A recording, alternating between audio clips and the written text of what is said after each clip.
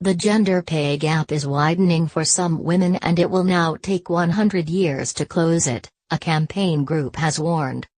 The Fawcett Society said younger women as well as older female employees were now seeing their pay fall behind that of men, claiming that the drive to equalize pay is going backwards. The group dubbed Friday Equal Pay Day, the day in the year when women start to work for free because of the difference in the pay of men and women. The date has not changed for 3 years, showing the lack of progress, said the society. Chief Executive Sam Smethers said, "The pay gap is widest for older women as it grows over our working lives, but we are now seeing a widening of the pay gap for younger women too, which suggests we are going backwards, and that is extremely worrying.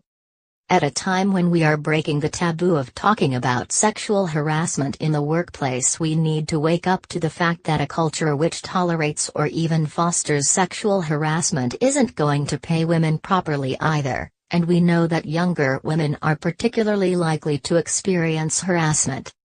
Official figures show that the gender pay gap based on median hourly earnings for full-time employees fell to 9.1%. From 9.4% in 2016, but for full and part-time workers the figure increased by 0.2% to 18.4%.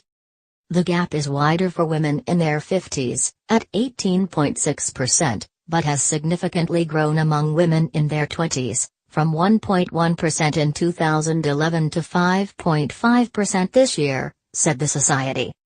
More than half of female workers admit to feeling financially unprepared for their retirement, as evidence emerges of a gender savings gap, according to research by financial advice firm Close Brothers and the Pensions and Lifetime Savings Association.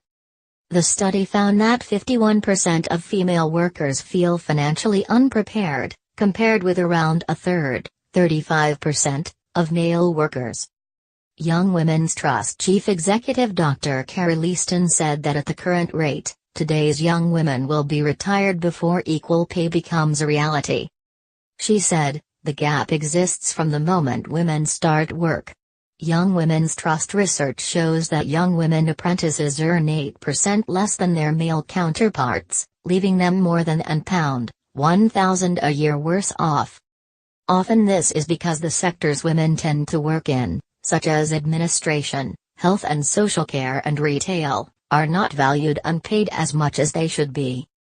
Anne Milton, Minister of State for Apprenticeships and Skills and Minister for Women, said, "Despite the Equal Pay Act being passed nearly 50 years ago, too many women are still held back in their careers. During that time the gender pay gap has reduced, but it has not reduced enough.